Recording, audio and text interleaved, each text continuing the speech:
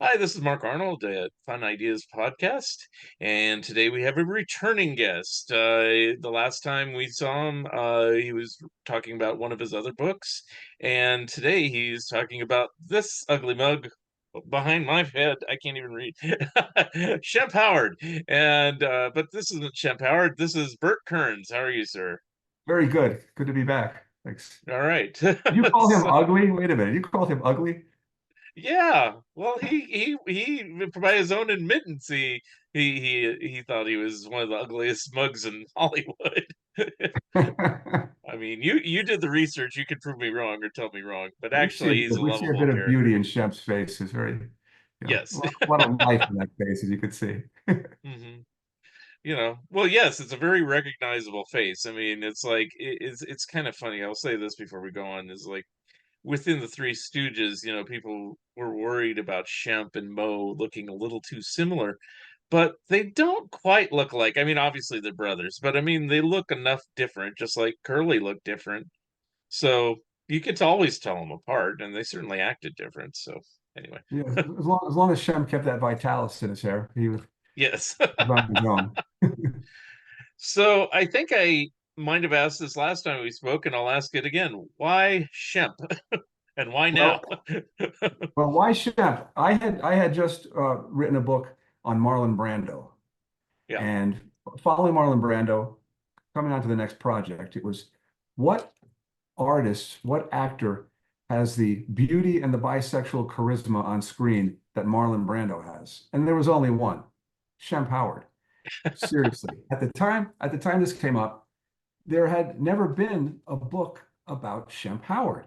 There had been books on all the Three Stooges, multiple books on them. There have been books on Joe DeRita and Joe Besser and Mousy Garner, but there had never been Yes. a book on Shemp Howard. So Mhm. looked into it, looked into the Stooges fan community, and did find out that there was this mysterious project floating out there for several years. A guy named Jeff Dale had been working on this project, and it seemed to be a labor of love and a lifelong project to get this book done on Shemp, but it was never out there. We'd heard that he had some medical issues and that there were other delays. So my agent got in touch with him to find out, is this book ever coming out? Well, he said, yeah, well, it's coming out. Well, wound up coming out about 4 days after I had delivered the final manuscript for my book, which is Wow. fine. And Jeff's book came out first. I can say that my book is a bit different, probably a lot different from the Yep. book that Jeff wrote. Jeff's book is it's a great book from what I hear and from what reviewers have said and what people who I know who have read it have said. It's a fan's appreciation of Shemp and his very unfairly unheralded career Yep. before the Three Stooges and with the Three Stooges. And he talks to fans and people who are influenced by Shemp Howard. My book is different. My book is a book by an entertainment show business journalist, a pop culture, I don't want to say authority, but a pop culture person Yeah. who is not, and I have to say, is not I'm not part of that Three Stooges fan community. I'm not part of that. I looked at Shemp as an actor and as a comedian, and so that somebody whose career has not been gone over with that fine tooth comb. And what I found was amazing. And the most amazing part of it in the beginning was cutting through all of the mythology about the Three Stooges that has been accepted as fact. Like when they say, when the legend becomes fact, I don't print the legend. I like to cut through the legend to find out what really happened. And found out that there's a lot of misinformation about the Three Stooges because most of the books that have been written by fans and written by people who are part of the Three Stooges, fan base and fan community, and most all of it goes back to what was written in one book, which is Mo Howard's autobiography, Yeah. and the interviews that Mo Howard did in the later years of his life, which were very self-aggrandizing, which were not true. You can say, a guy's in his 70s and he's looking back and he's getting things wrong here and there. But you don't get things wrong where you say, I'm sitting next to Ted Healy in a club in Chicago, and I'm watching this guy, Larry Feinberg, on stage, and I give Ted Healy a nudge and say, hey, we ought to hire this guy. You think what I'm thinking? And it's like, yeah. And I'm like, what a great story. Till I look it up and find out that Mo Howard wasn't in the picture. He'd gone back to work and sell real estate with his mother, and it was Shemp who was there. You know, anyway, that was the first thing was cutting through all of this misinformation and finding out what really happened and who was in charge. I mean, it's always, the victor, whoever wins, whoever survives gets to tell the history. And in this Right. case, Mo Howard survived. He got to tell the history, and he changed it. He compressed things. He said he met his old pal Ted Healy in 1924, and from then it was smooth sailing for the next 11 years, and it wasn't. And Mo, was not the star of the show. Shemp was the star of the show. Shemp was the really great comedian in the show. And he didn't leave the act because he was afraid of Ted Healy and because he was just scared he had pee in his pants. I mean, what guy writes a book about his late brother, his older brother, and in the first chapter or so says that he was in the army. He enlisted in the army during World War One, but they sent him home because he wet the bed. He was a bedwetter. If he was in the Navy, they might not have noticed. Ha ha ha. Uh, And then another story. When I was on a double date with Shemp, he went out and he bumped his head and crapped his pants. Ah ha! What? It's like, who writes that about their brother? And then you find out that it's not true. yeah. Shemp was not kicked out of the army because he had some sort of bedwetting problem. He was part Yeah. of the October replacement draft that took place right before the armistice. The armistice was signed. They sent people home. But Shemp was a World War One veteran, more than Mo was, and et cetera. And so looking through through the history, it became a real adventure for me. And I got to dig into the projects that they did and look at Shemp's shorts and look at Shemp's films, and it was a learning process for me. And I found quite an amazing actor Hmm. who gave up a lot when he decided to replace his ailing younger brother, Jerome, who was known as Curly in the Three Stooges, and make sure that his other younger brother, Mo, wasn't kicked out onto the sidewalk outside Columbia Studios. Mhm. Now, this leads me to two questions based on what you said. I mean, Okay. I have more. I mean, we could talk about Jeff Dale later, which I had on the show. I'll say that. And I enjoy his book and still will continue.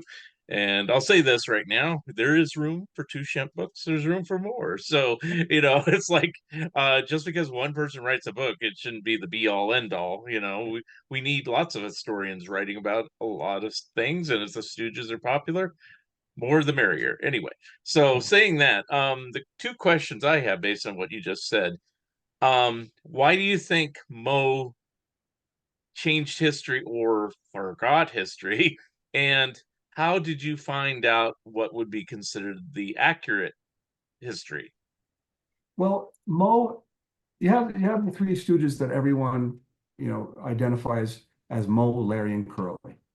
Right. And Curly was this wild man baby force of nature, comedic genius. Mhm. Larry was the everyman, the man on the sidelines, and Mo was the boss. Mo was in charge. Mhm. When the Stooges first started, they were three short guys who were part of a larger unit of Stooges working for the handsome, debonair Ted Healy. Now, Ted Healy was the one who delivered the punches and the smacks and the pokes to his little stooges. When they split from Ted Healy, Mo had said several times, I was a smart one. I took the Ted Healy role.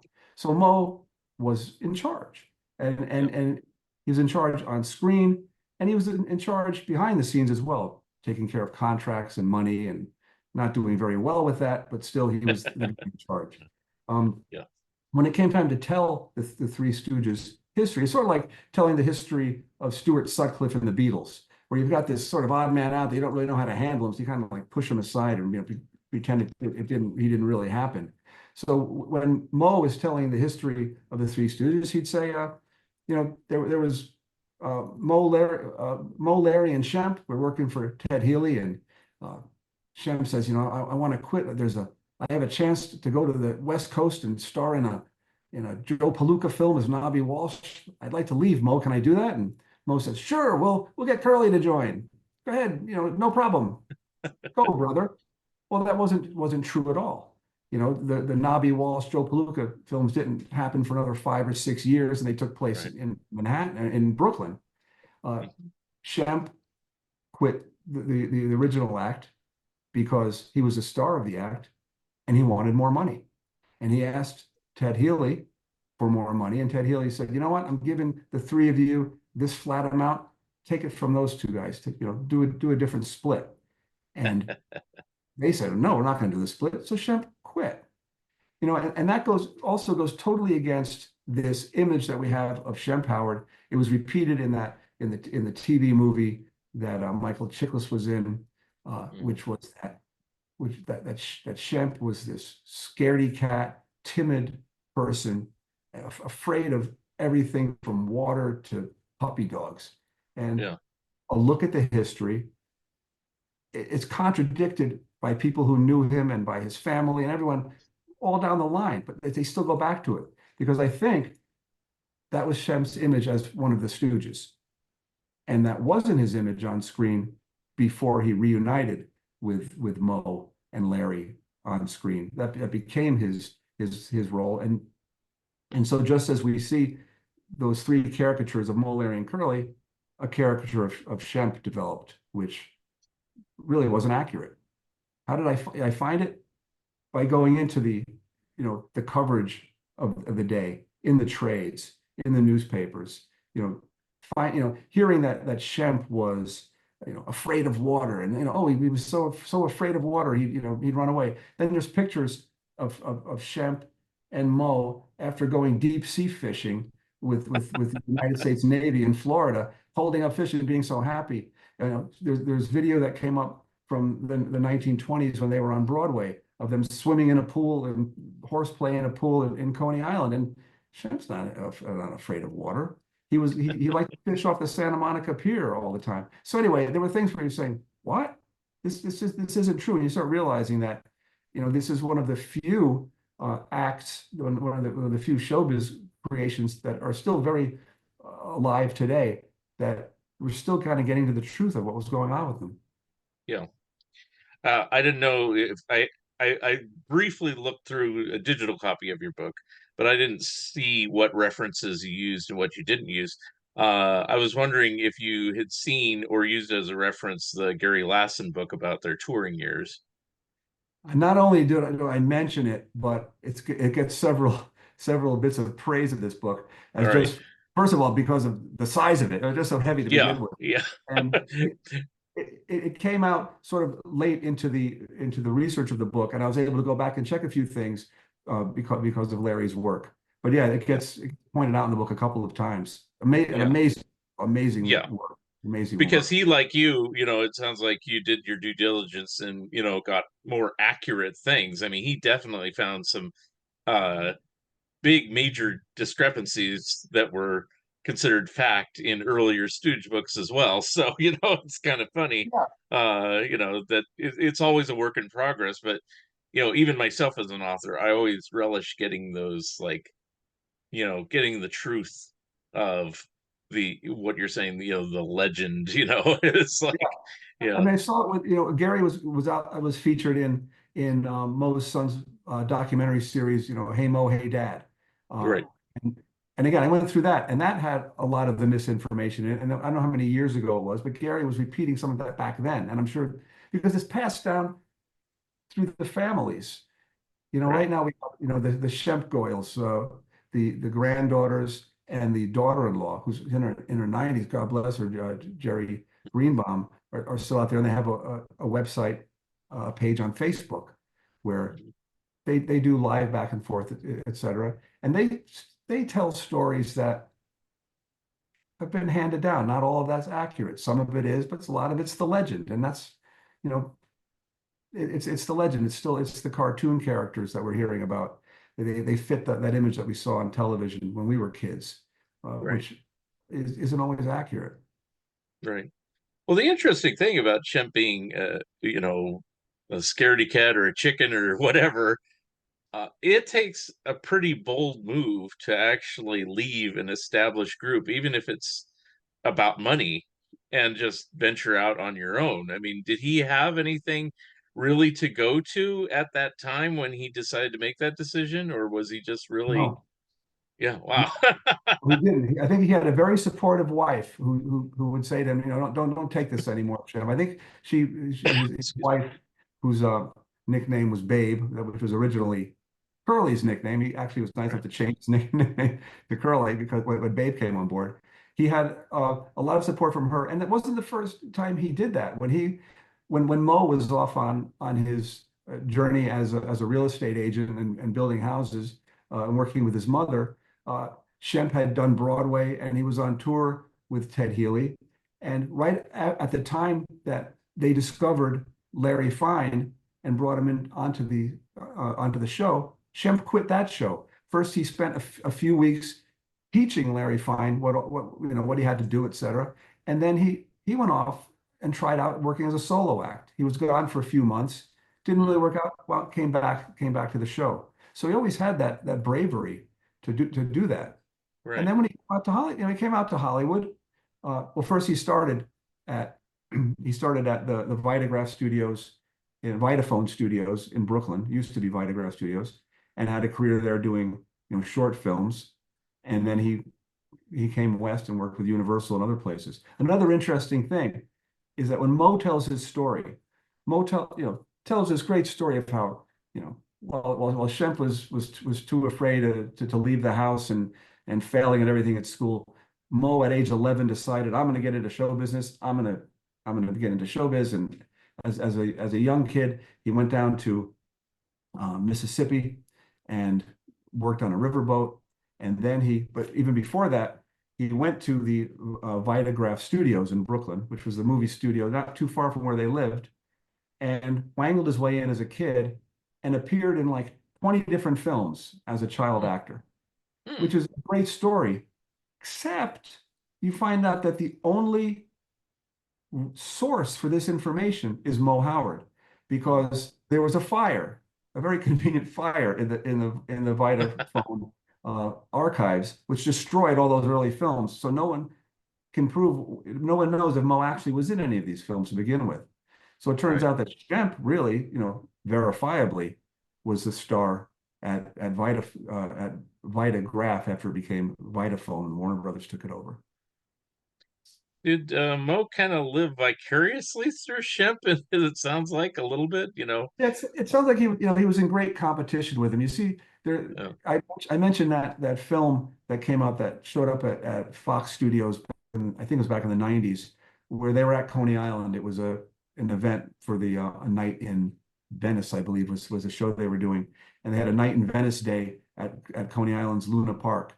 And they show Shemp sort of leading a little band and leading all the chorus girls in some song. And Mo is hopping around behind Shemp, trying to get in the camera range because the camera's up at the top of the bleachers. And Mo's jumping behind Shemp, and then Shemp's leading the band. And Mo finally comes up behind Shemp and pulls him, smacks him in the face, just doing anything to get that, to get into the spotlight. And mhm. I think that there was a bit of jealousy in that because in the 13 years from 19, I think 33, when Shemp first arrived at Vitagraph after he had left the act, he had about a 13-year solo career where he did a lot of great work with Mhm.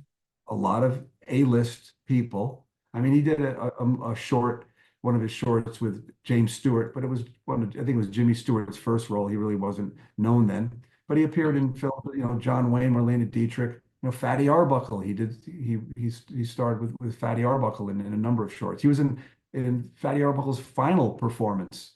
They Mhm. finished a short. Fatty Arbuckle went back to his hotel in Manhattan and dropped dead, Mm. which was interesting. And that was one, by the way, in which Shemp was playing a character that he played much more often than the scaredy cat figure, and that was Mhm. the comic mobster, the gangster. Mhm. Shemp had this bag of tricks where he could be, as a contract player, as a bit player, he could be kind of dropped into any film, given a scene, it would fit in. He would play the comic gangster. He would play the I don't know what you would call this, the foreign per the phony he played the phony Hindu in a Charlie Chan movie. He played a Hmm. phony fortune teller named Abdullah in um a great movie called Mr. Dynamite with Lloyd, not Lloyd Thaxton. Sorry, Lloyd. Anyway, with Lloyd. He played a doc. Lloyd. It was Lloyd who played a doctor in one of the later films. I'm trying to find out what the name of it is. I have it here. Okay. But in any case, he played roles like that. He played the loudmouth lout. He was always very funny at doing that. He played the henpecked husband. He played the idiot. And then his big thing was playing the blind guy or the nearsighted guy. He put on glasses and he couldn't see where he was going. He would bump into things. Hmm.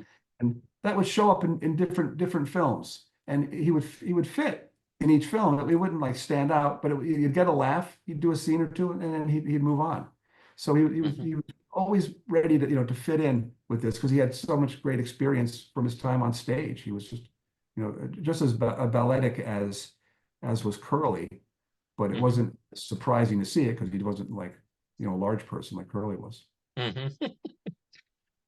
In your research, did you find any films that of Shemp's that might be lost, or conversely, or whatever, in addition to any films that he was signed to do and that just didn't appear after all was said and done?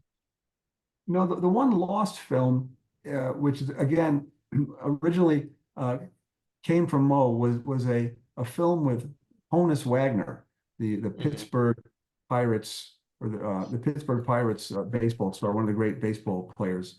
There was always a story that Mo, as a child, had appeared in a film with Honus Wagner.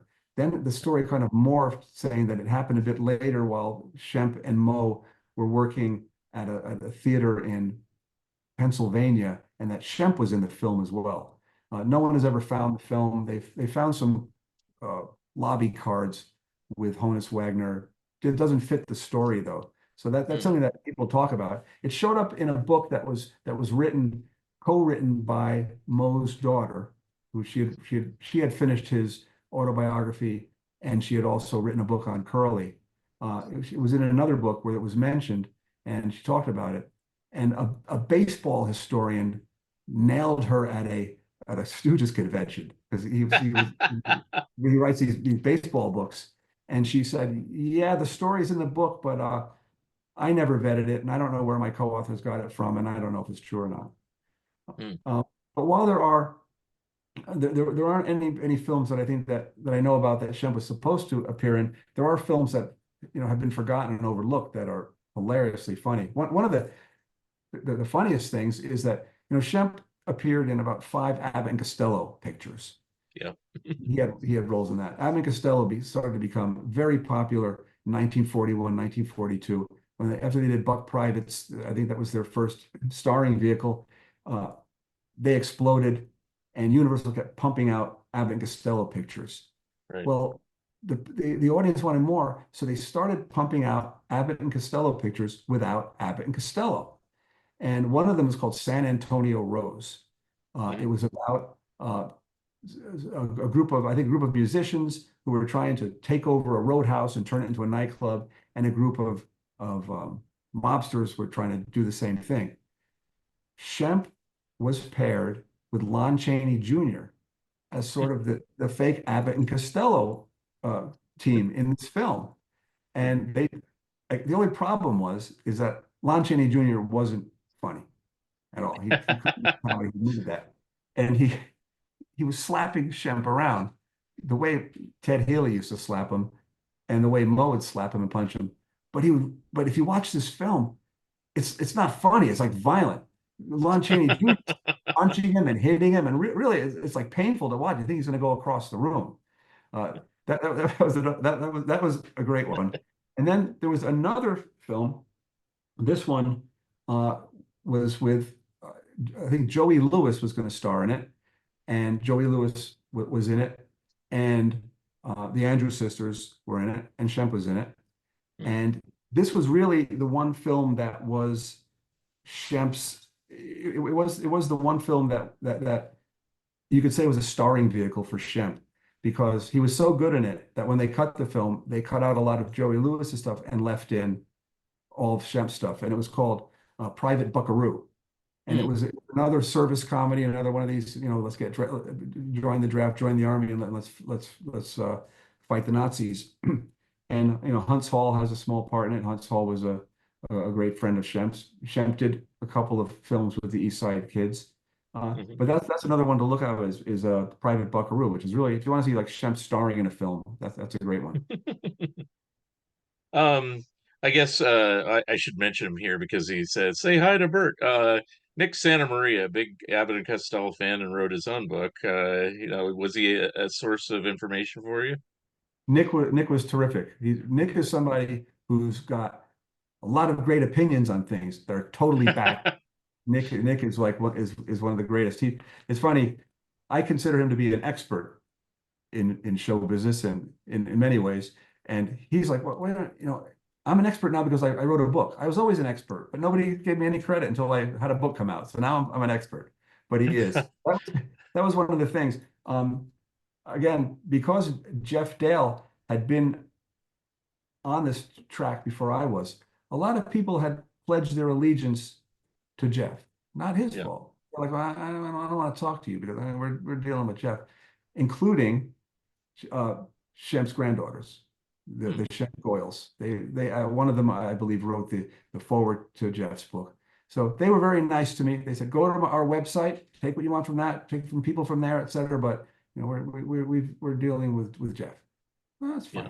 fine. A lot of people were like that. So I found that I had to sort of, go through the stuff that they had written and kind of figure out and by cross-checking, et cetera, what was real and what wasn't. I have to, give great props to Nick, who was terrific. Hmm. Um, Bill Cassara, Oh yeah, who's who he's been is on the show too. he is like a forensic biographer, and he was a biographer of Ted Healy, and Right. he helped a lot just in saying, check this out, look at this, look at that. Here's the truth. Because he's another one, but Bill like tears his hair out about things. Like, no, this didn't happen. This is what happened. He was great with that. And I had Well, several people. also on Ted Healy, I'll just interrupt a little bit. It's just that, it's changed the perceptions of Ted Healy. You know, that a lot of people thought he was just this talentless hack that kind of was riding on the coattails of the Stooges, but he actually had his own career legitimately and was a major star.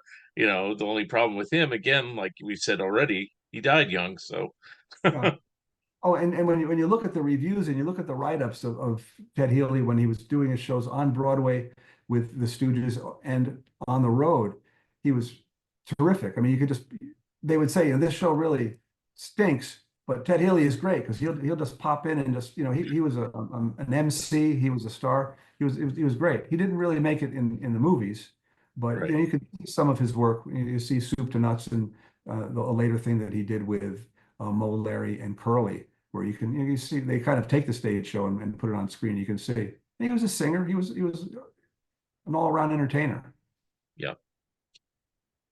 Now, I kind of know, but I'll have you say it. What do you think was Shemp's first solo big break? Was it the Nobby Walsh, or was it something else? Was it the Vitaphone ones that where he got noticed as being a solo star? He first got noticed with on Vitaphone on the Vitaphone shorts. The stories you hear are that like he was the Vitaphone for 3 or 4 years before he finally became known as a solo star. You see from the very first short that was released, it was called Saltwater Daffy, where it was him and Jack Haley Yeah. and Lionel Stander is in it. He did a few things with Yeah. Lionel Stander, and Jack Haley gets the lead credit. He gets the starring credit in this. Shemp doesn't get the starring credit, but it is a buddy movie, a buddy short from the beginning. Shemp and Haley are in every scene together. Shemp has lots of solo stuff. He does this terrific blind routine when they're in the office at the draft board or whatever. And he's from the very beginning, Shemp was like, bang. He was a star on screen. He was fully formed from the beginning.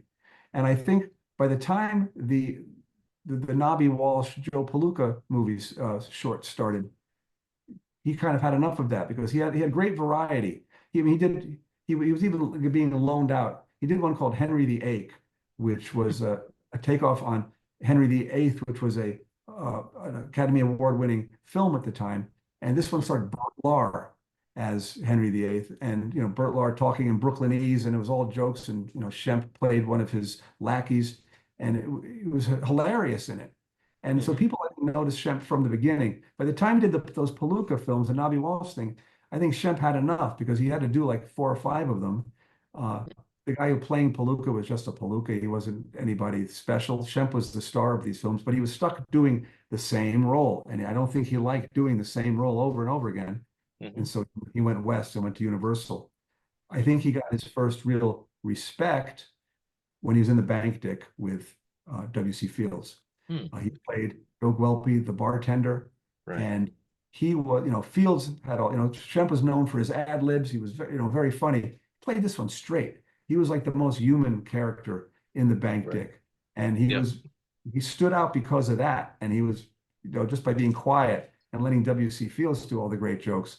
I think Shemp got a lot of attention from that, and Universal noticed that and put him in more pictures. Hmm. Now, people like Abbott and Costello and W.C. Fields and other people he worked with.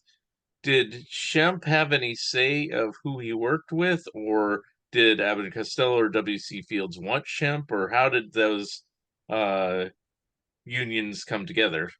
From what I hear, and from what Nick Santa Maria told me about the Abbott Costello, was that no, they didn't have any say in the casting in those first films.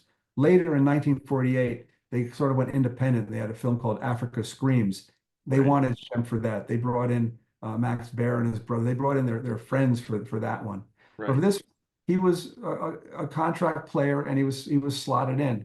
That was the same reason that he was paired up with Lon Chaney Jr. It wasn't like they had a great, chemistry together. It was like, you guys are on the lot. You're going to work at this.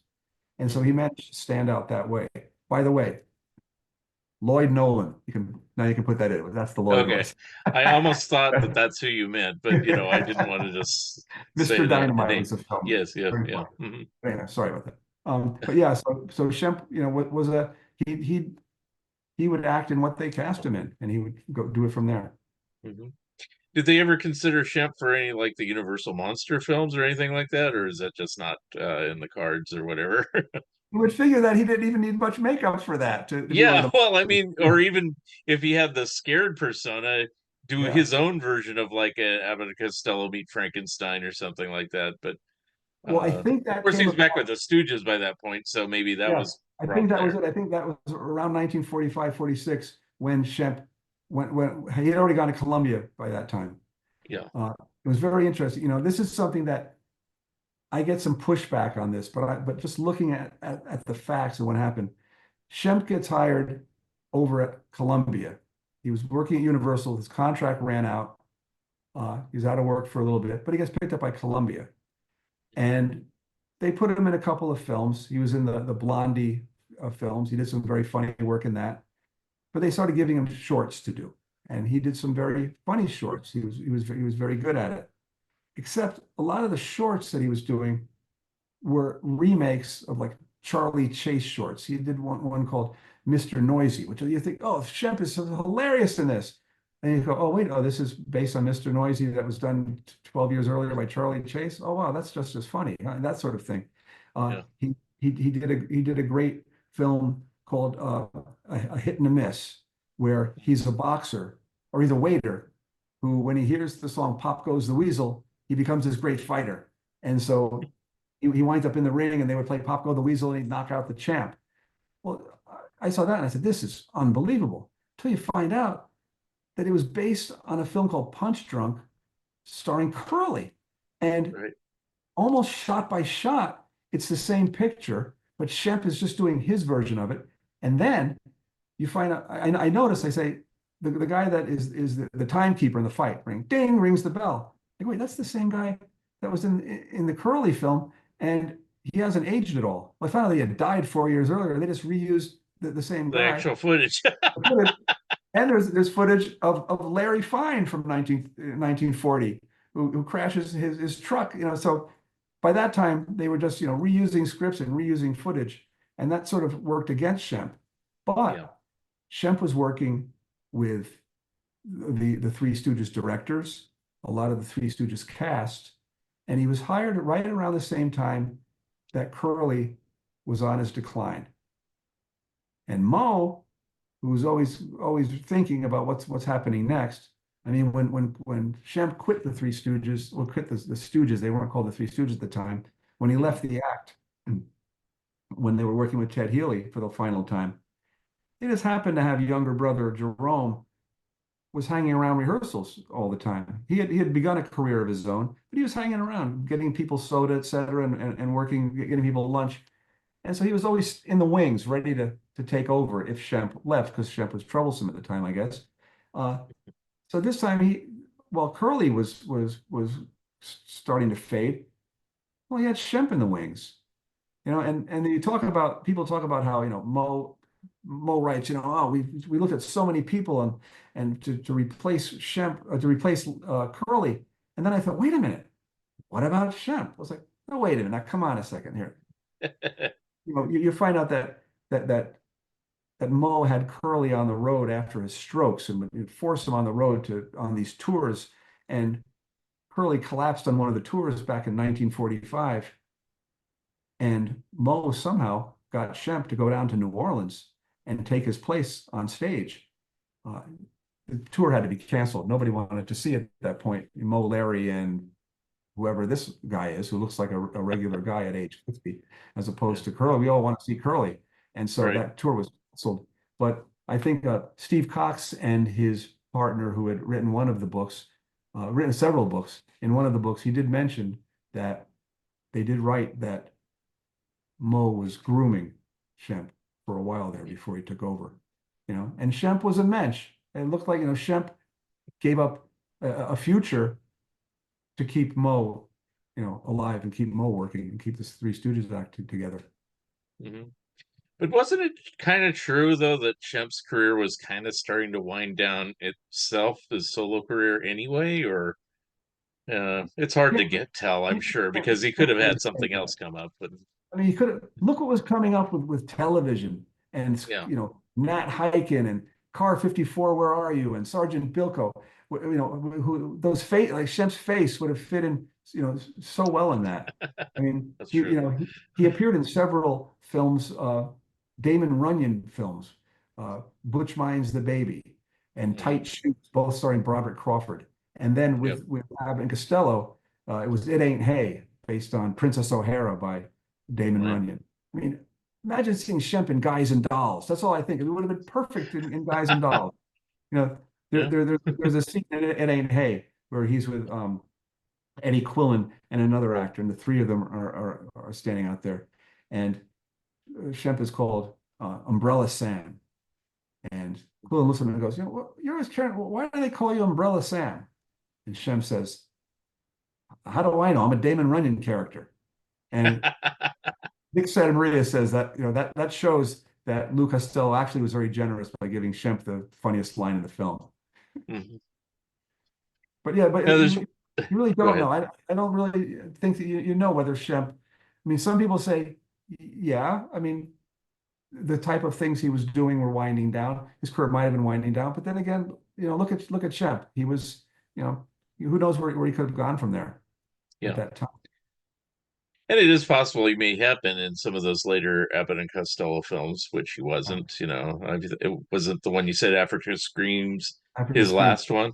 That was the yeah. last one he did. Yeah. And of Also, there course, was, also they say that the one thing I found was that Mo started the thing saying they didn't want Shemp because he looked too much like Mo.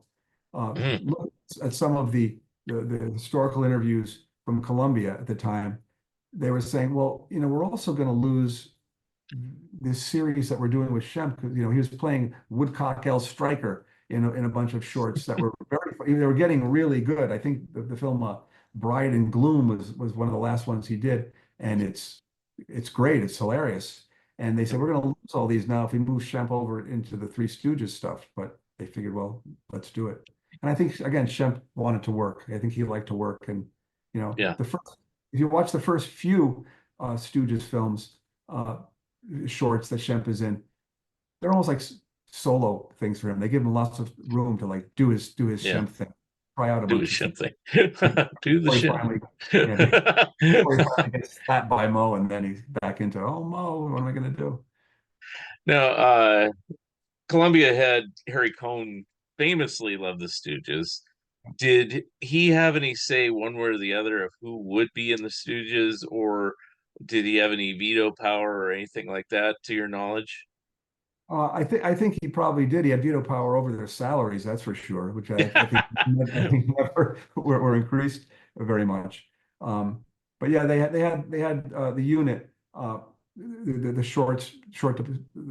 short subject unit sort of had carte blanche there, and they did their own thing.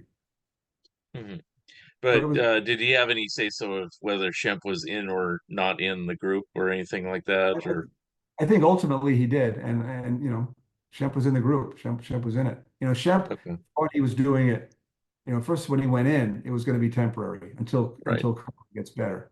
Curly didn't get better, and there's the great, very sad scene in Moe's book where he talks about, I think they were filming Half-Wit's Holiday, and they were both about to film a pie fight, big pie fighting scene, and they're calling everybody to get onto the set, and everybody's going onto the set um, except for Curly. And he looked over and he saw Curly sitting in this director's chair, and he'd obviously just had a stroke. He was drooling, he couldn't talk, and he just looked, it was terrible. And Mo said that what he did was he had somebody call a taxi, and he went onto the set and left his brother there. He didn't wasting any time. And they got, somebody brought Curly home, and Mo, dried his tears and went off and finished the scene. So that was the Mhm. sort of thing where Mo was kind of hard-headed, hard-boiled as far as all that went. He kept Yeah. these guys on the road. That was another thing. They made a lot of money on the road, and Hmm. weren't filming. They weren't doing a lot of filming in the late. There were not that many weeks of filming, and any week they had off, they would go on the road.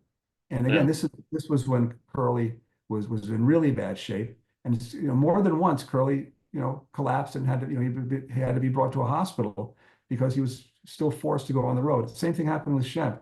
By the end, by the 50s, where the Three Stooges, where Shemp was a real part of the group, they weren't getting the great gigs anymore. They were getting in cars and driving through the snow in Nebraska and Right. Minnesota to play at high schools. And Right. he kept them on the road until the end. And that's Yeah. one reason. Well, there are ways to look at the fact that Mo killed Shemp, Hmm. Mo killed Curly.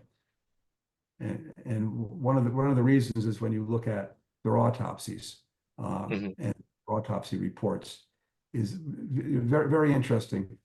I don't know how much I want to get into this here, but why not? Is it in Mo, the book too? Okay.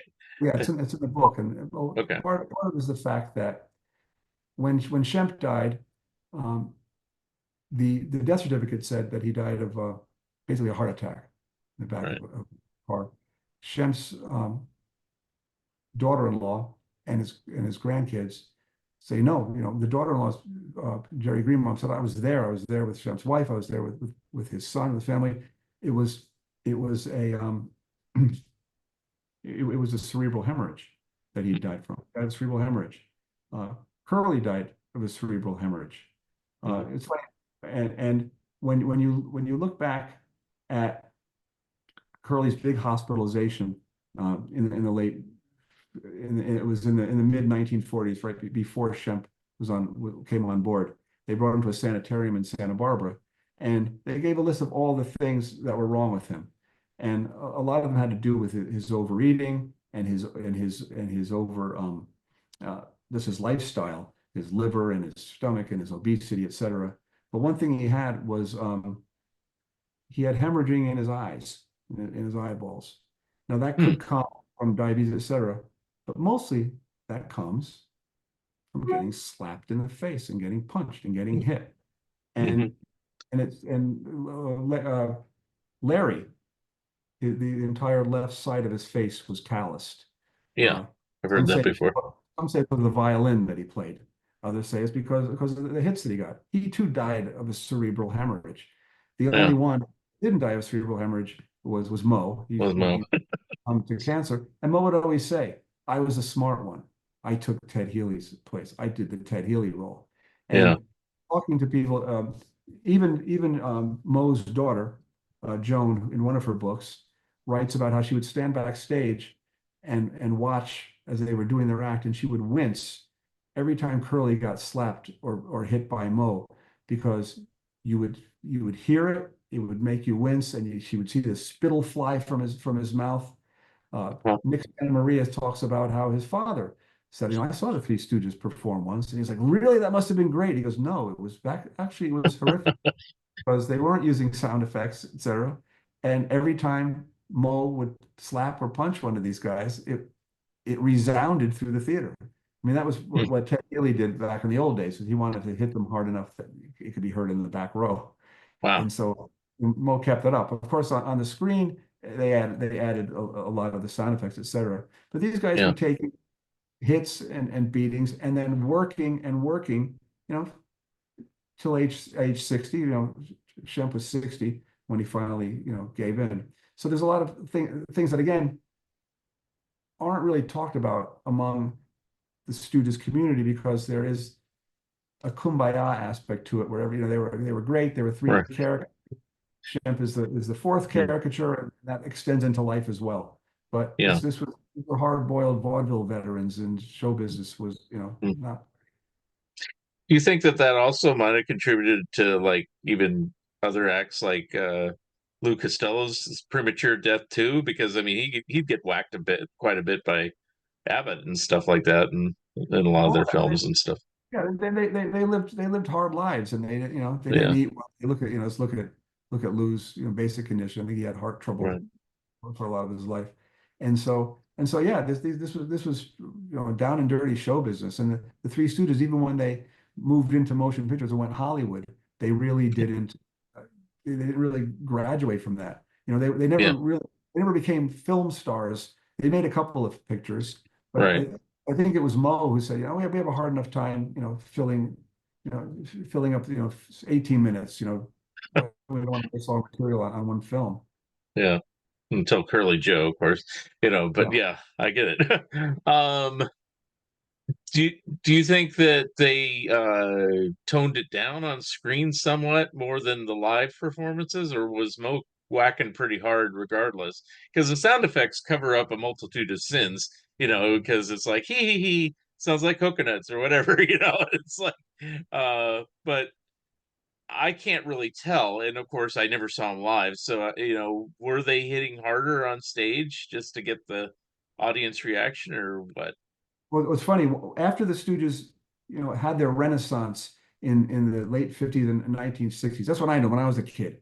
Used to watch Officer Joe Bolton on Channel 11 in New York and watch the Three Stooges after school. And I remember it was either the Three Stooges in Orbit or Snow White and the Three Stooges. I wrote in and to get autograph picture of the Three Stooges, and they sent me one, and they signed it Mo, Larry, Curly Joe, and different colored ink. Now, I think if I set it to an authenticator, they probably really didn't sign it. But Play I'm sure it came secretary, yeah. from Yeah. Office of Bolton's company. But they suddenly had a kids audience. And I just saw a thing on YouTube the other day. It was an interview that was done with Mo, Larry, and Joe DeRita. And the guy said, you have these mothers that are complaining about the violence. Are you toning it down? And Mo was like, no, no, we know now that we have, 2-year-olds watching. We used to be, in theaters, there's 2-year-olds watching. And when I do this, or when I pretend I'm pulling, Larry's nose or this, and I'm not really pulling it. As you can see, I'm pretending, and he makes a face, and if I pull Joe's ear, he'll make a face. But that's what he said when their audience changed. The interview that they did in about 1951 with Brent Gunst in Baltimore is the one that stands out the most, where it's one of the few interviews where you actually hear Shemp talking in his regular voice and talking because they're backstage at a show in Baltimore. and this he's on the radio, and he's got Mo on the phone, and he's, "Oh, we're going to give you a great show tonight. Wish the weather was better, but here we go. And wait a minute, let me get Shemp," and gets Shemp on the phone. "Hey, how you doing?" And he's like, "Is Mo still hitting you?" And he goes, "Yeah, he sure is hitting us." And he goes, "Well, he's just faking, right?" And he goes, "No, you just look at the lumps and bumps under our eyes. You'll know what's real or not." And Larry said the same thing, and they were just talking as regular people, just saying, "Yeah, we're still doing the act." And as Larry said, I think he said, "Mo's the one who deals it. Mo's the one Yeah, who gives the hits." yeah. But of course, I guess I assume this story is true. It's like the brideless groom episode with Christine McIntyre, where she was kind of giving slaps and hits, and Shemp just said, "Let's just do it, just give it to me so we can get out of here," basically, And so she really walloped into him, but it looks good on screen, and I guess that's what all the Stooges thought. It And looks good broke his on nose. screen, so just really punch him. And broke his nose, yeah. And Yeah, I mentioned that because you can freeze things now in video, and I froze it. And you see Shemp's face when he gets hit. They cut very quickly, but for that one frame, you can see, like, yeah, she got him. She hit him in the nose. It was great. I don't know if she really broke. You really couldn't tell with Shemp's face, but there you yeah, go. yeah. But I mean, I guess it's all for the sake of the act. So, uh, excuse me. One question I was going to ask about is just other roles that he did. A movie that kind of surprised me, and I don't remember if it was all serious, but it was a little more serious than most. Is like the movie Arabian Nights. He had a different type of role there. Was Shemp still just like contract and just do this, or how did he end up in like a different type of role like that?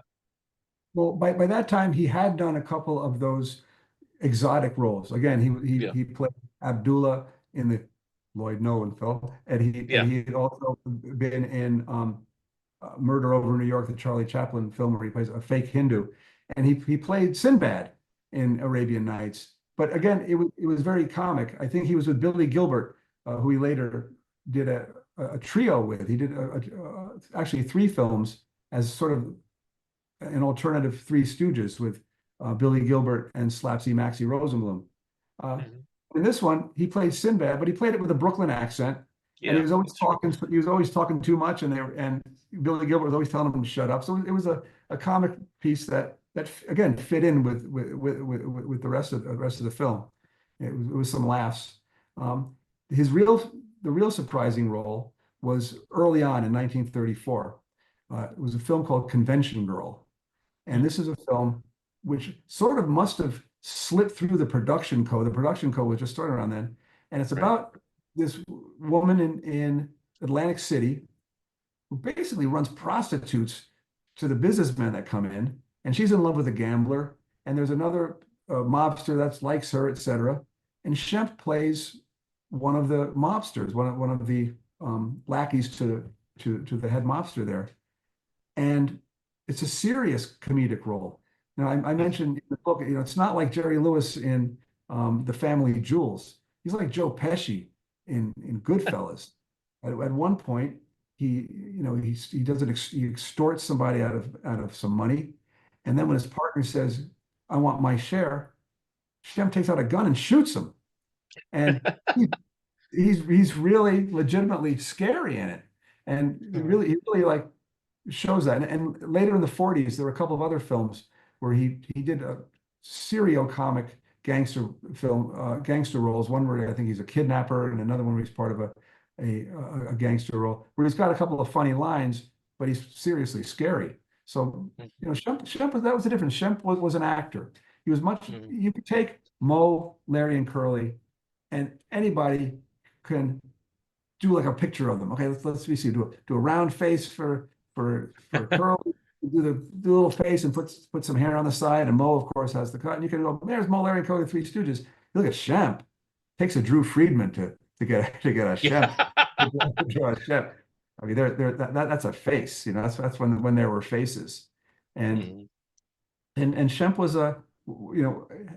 Shemp was able to thrive outside of the Three Stooges. None of the others could really work on their own. Mo did some stuff like in the 70s. He showed up in a couple of films. Yeah. Uh, he still like went back to the Three Stooges. These guys couldn't survive outside of the Three Stooges, but Yeah. Shemp could. That's another reason why Mo was a bit jealous of Shemp, because Mo from the beginning was the master thespian from the time he was a kid. He wanted, he wanted to do serious plays. When he left the act and was working in real estate, he was also directing and starting community theater in Brooklyn, and doing, directing plays. And I think he wanted to be known as a serious actor. Yeah. Shemp was Shemp, and I think that's one reason why historically they kind of make Shemp look as if he was Yeah. just that fourth man that kind of, there was no way that Shemp could win in taking over for Curly. It's sort Yeah. of like, it's like Gilbert Gottfried talked about the Gilbert Gottfried cast taking over for the original Saturday Night Live cast. It was like, Right. here's the Beatles. Now we have a new Beatles. You're gonna have these are gonna be the Beatles now. It's like, no, we want Curly, and Yeah. and it was especially difficult in that Renaissance after the Three Stooges heyday was gone in the early '60s. I talked to Leonard Maltin about it, and he explained how when they first syndicated the Three Stooges, they brought out the packages, which was Mo, Larry, and Curly. And after they were Right. very successful, then they brought out the Shemp ones, Right. and then people were like, "Who's this? We want Curly." People like Curly. Curly's our, he's the Chris Farley, he's the Belushi, he's the John Candy, Yeah. he's the guy we want to see. Who's this Yeah. like adult? Who's this man? Taking over Curly, and Yeah. so he couldn't win on that stage. And earlier on, it was, when they were doing the shorts, he was really shortchanged because most of the shorts they were doing were rehashes using bits and pieces of old films or redoing old scripts. And so it was really a disservice to Shemp, but he did it. I think he did it because he really was a mensch. He did it, he was a family guy. And he Yeah. did it for his brothers. Hmm. Yeah, I'll tell you my little history of it. So I became a fan in the early 70s. I lived in Los Angeles. It was Channel 52 that would show the Three Stooges. And yeah, they predominantly showed the curly ones. So one day they did show a Shemp one. And I asked my dad, I said, "Who's that?" And my dad says, "Oh, that's Shemp. He replaced Curly." And I go, "Well, and I'd ask my dad all these questions. He didn't know, but he saw the Stooges shorts in the theater. So it's like, I said, "Did they make any sort of announcement to this? Did they say anything?" And he goes, "Not really. Just one day it was no longer Curly, and suddenly it was Shemp, but we watched them all the same." And I go, "Okay," and you mentioned Drew Friedman. It's like I was typically like everybody else a Curly fan, Three Stooges with Curly fan.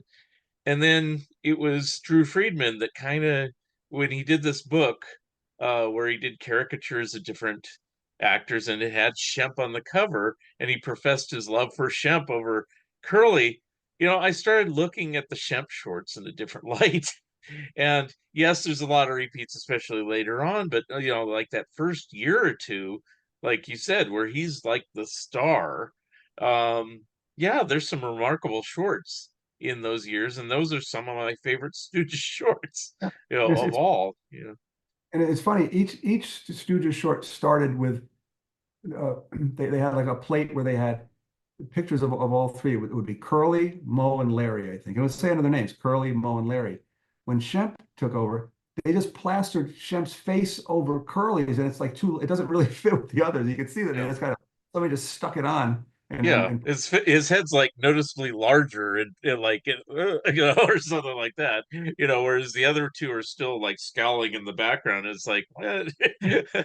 The funniest one, and it's in one of the Stooges books, is where they actually pasted Shemp's head on Curly's body on a photograph on press photos, and it's like, well, that doesn't that look was right. when he took over on that tour in New Orleans. They did that. I Yeah. mentioned that. It's funny, Curly took, you grew up with Curly. You in the '70s when you first saw it. Again, I in the '60s, I would go to the movie theater, and my parents would drop me off at the kids' matinees, where we would see, Snow White and the Three Stooges and the Three Stooges in Orbit and those films with Joe DeRita. But again, when you're a kid, it was Curly. It was in the '70s, getting into the punk scene and stuff, that Shemp started that, that face, Shemp was punk, I think, a lot. That had a lot to do with, Yeah. with Drew, uh, where, people, the kids who grew up on the Three Stooges, well, okay, they've been now through Monty Python, they've been through National Lampoon, they've been through Mad Magazine, they've been through Watergate, and now like Shemp, you know, Shemp's the guy. He's the anti-hero. Look at that Right. face. It's Yeah. beautiful, and so I think Curly is for football stadiums and fraternity boys. Shemp is for the punk rockers, and I think that's It's a good way to you know look at it. Yeah, I'll well, agree that with is that. one way to look at it, because his prominence sort of rose around that same time. One thing I want to ask about is, as far as accuracy, Shemp's actual death. I know it's kind of morbid, but they always say that he had gone to like a boxing match. Then he afterwards he went into the car, lit a cigar, and slumped into the seat. Is that really the true story, or is there more to it than that?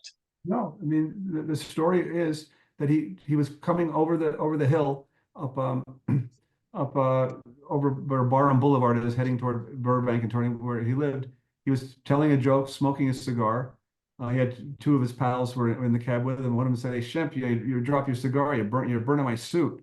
And Shemp had keeled over, and they Mm, redirected the car to the hospital where he was pronounced dead.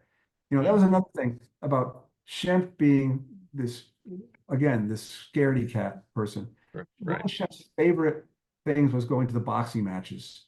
And he would sit in the first or second row of the boxing matches. Geraldine, his daughter-in-law, tells a story.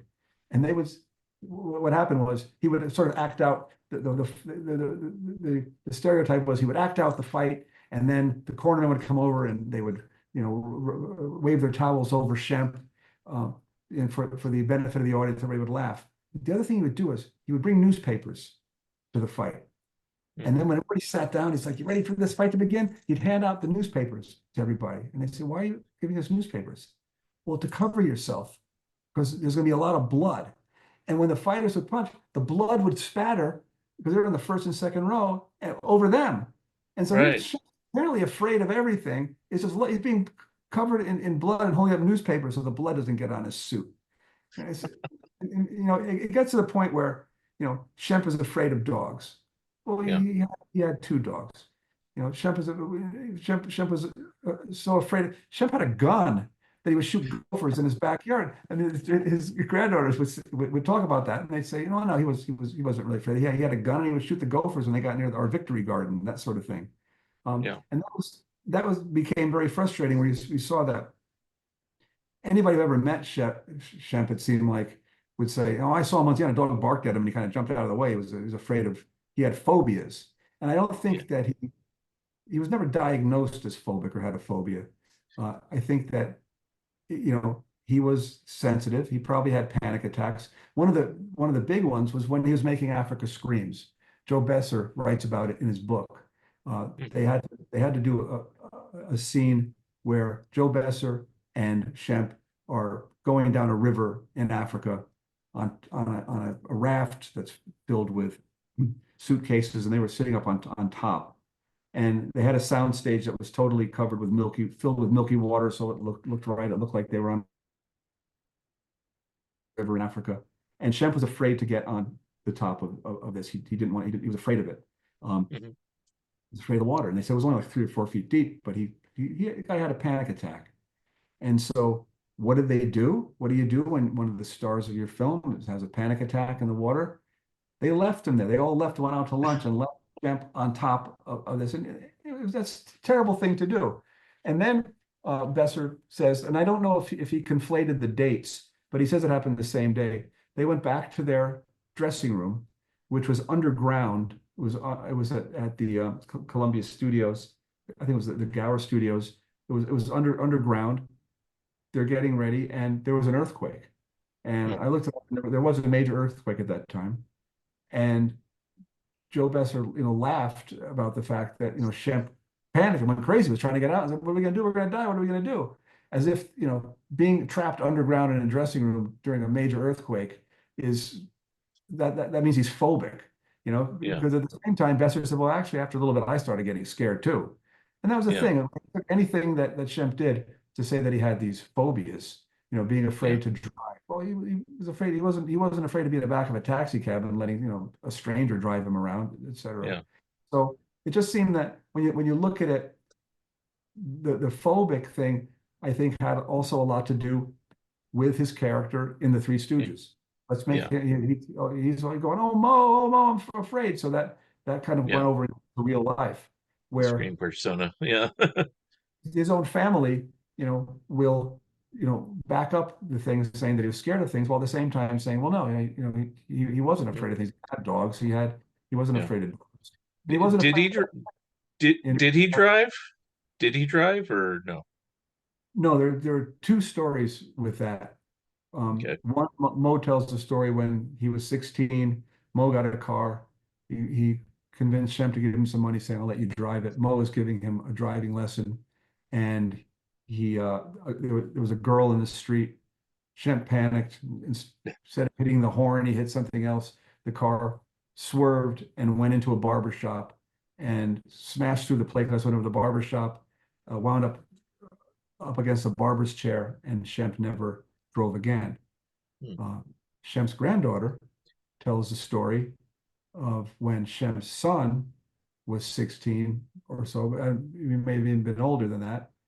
He was driving with Shemp in Hollywood, and Shemp was driving the car. It was a Ford, and Shemp did something. The car swerved, and he went through the window of a barber shop, and the car wound up by the barber chair.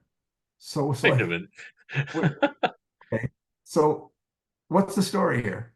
And then later, when they had a discussion, they said, oh, yeah, he used to drive a Ford and then stopped, and his wife didn't want to drive either, and so they just got people to drive them. So again, these are all myths that have become, the legend has become fact, and they've been Mm, passed on by people over and over again.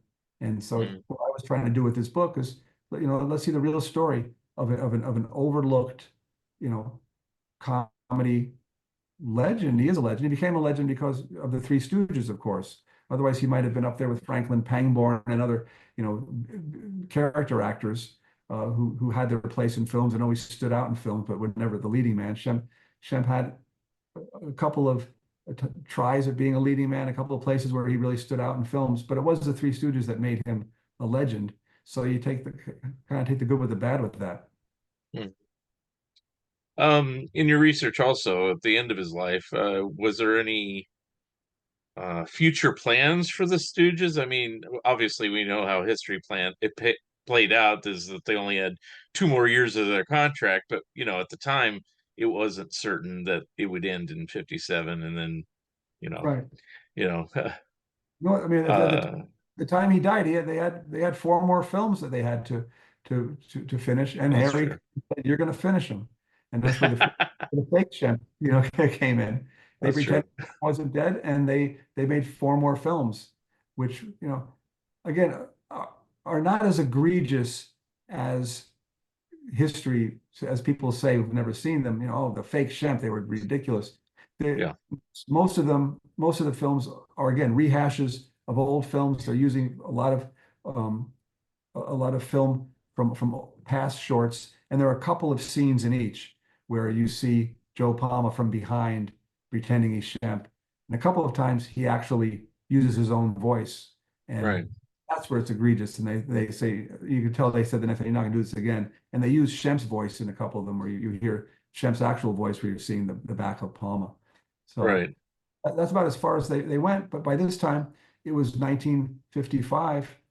Yeah. Television was big, and this would have been, they started to appear on television here and there.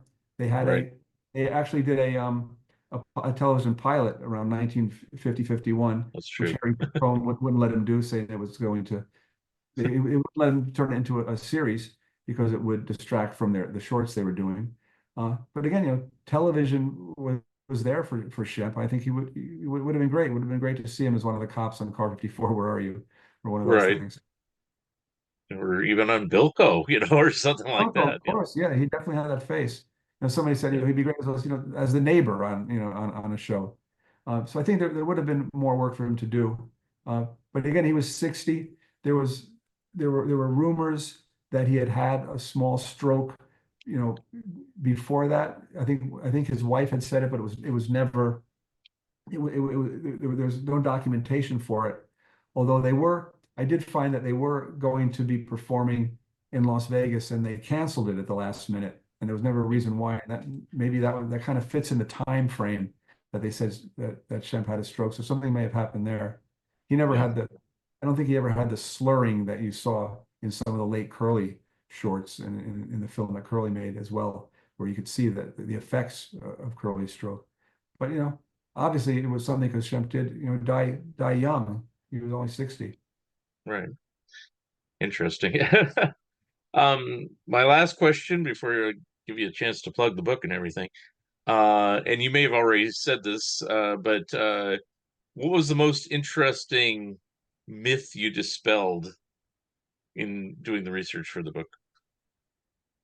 There are a lot of them, and Okay. it's sort of it goes back to the childhood, to the early years, where again it's all basically based on what Mo wrote.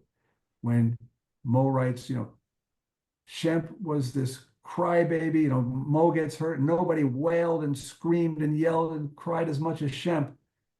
Then you go over, and that book is co-written by Joan Howard, his daughter. Then Yeah. you go over, you look at Joan Howard's book about Curly, and she writes, Shemp as a child always held it in. He never cried, and he always kept it. What? But I think, starting with his military service and the way Mo denigrated that, and then going on to just the basic thing of Shemp was afraid. The big scene in that TV movie with Michael Chiklis, I think Larry Cassier, I think, played Shemp, was where Shemp is in a train with the Three Stooges, and he wets the bed, and Larry's on the lower berth, and he said, Ted, Ted Healy scares the piss out of Shemp, and he just pissed all over me. That's like, Ugh. was that true or not? Was he really that afraid? And then you kind of see that Shemp was very brave. The things he did, he was out there on his own, going across the country with Ted Healy and the Broadway shows and the vaudeville shows on his own. Mo was back home with his mother, and then when Mo came back on board, Shemp was still the star, but you kind of see that it didn't take too long before Shemp said, "I'm out of here. I'm going on my own again." And Shemp was the one who came to Hollywood and opened up a nightclub. He opened up, Hmm. within walking distance of his house. He lived in the flats of Beverly Hills, and it was a nightclub where there was a stage where he performed, where he and his friends performed. People could drink. The other students didn't open up nightclubs. And what sort of scaredy cat person is going to open up a nightclub in Beverly Hills and be the face for it? So I Right. think there was a lot that has been deliberately pushed aside with Shemp, mostly because of his younger brother Mo Howard, who Very wanted to be cool. known as the guy in charge. Well, I'm looking forward to reading it more thoroughly, but you gave me something to go on here. So how can people get this book? And is it out yet? Is it already out, or is it coming soon? Depending on when this runs, is this live?